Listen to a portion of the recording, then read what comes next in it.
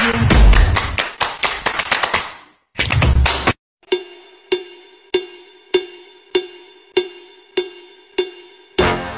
kasaysayan ng simbahan ng Naik o mas kilala bilang Diocesan Shrine of the Immaculate Conception.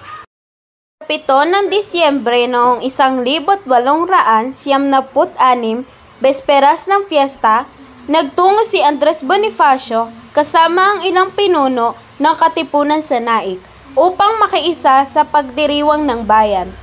Ayon sa isang liham ni Don Telesforo Carrasco na isinalin at isinalibro ni Jose Romel Hernandez, bago pa dumating sina Bonifacio, umuna na si Mariano Riego de Dios sa Naik upang paghandaan ng pagdating ng Supremo.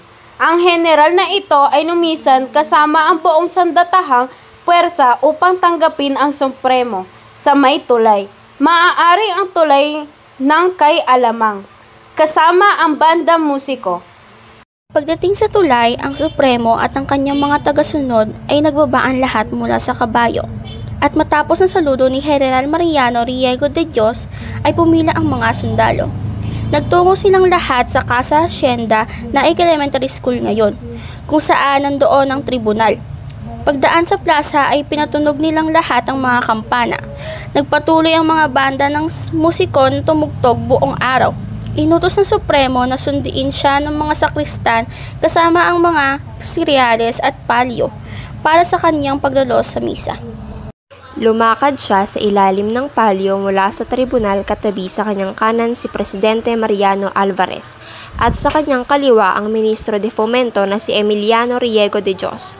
Nang bumaba ang Supremo upang sumilong sa palyo, ay sinalubong siya ng tugtog ng musiko na Marcha Real. At nang magsimulang lumakad ang banda, ay hinatid siya sa simbahan habang tumutugtog ng paso doble. Ang lahat ng mga pinuno at armadong sundalo ay sumama sa misa. Lumisan si Bonifacio, maging ang banda musiko, at ilang pinuno at sundalo makalipas ang 2 pang araw. Ang paglisan ni Bonifacio sa Naik ay isang malungkot na bahagi ng kanyang buhay sa kanyang pagbalik. Ikinulong siya sa Bartolina sa Casa Hacienda de Naik kasama ang kanyang kapatid na si Procorpio. Ito na ngayon ang loob ng kasalukuyang simbahan ng Naik.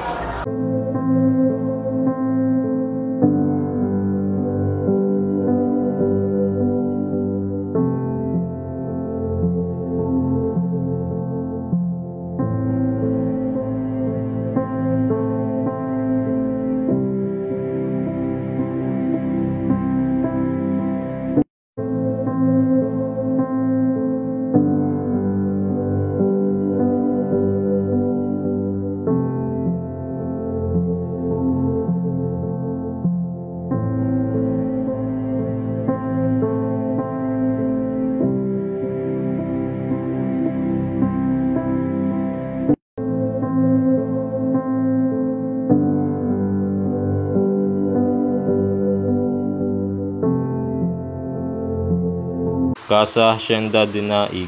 Sa mismong gusaling ito, ngayon mababang paralan ng Naik, isinagawa at isinakutuparan noong Abril 11, 1877 ang Acta de Naik o Naik Military Agreement, isang kasunduan ni Bonifacio at ng kanyang mga kapanalig na salungat sa mga panuntunan na pinagkasunduan ng mga manghihimagsik sa Konbensyon ng Tejeras na ginanap noong Marso 22, 1877. Dito rin binuo ni Pangulong Emilio Aguinaldo makaraan ng mahal na araw ng taong ding yon ang kanyang Cabinet of Reconciliation o ang pagsasaayos ng gabinete ng kanyang pamahalaan na hindi nabuo sa Konbensyon ng Tejeros.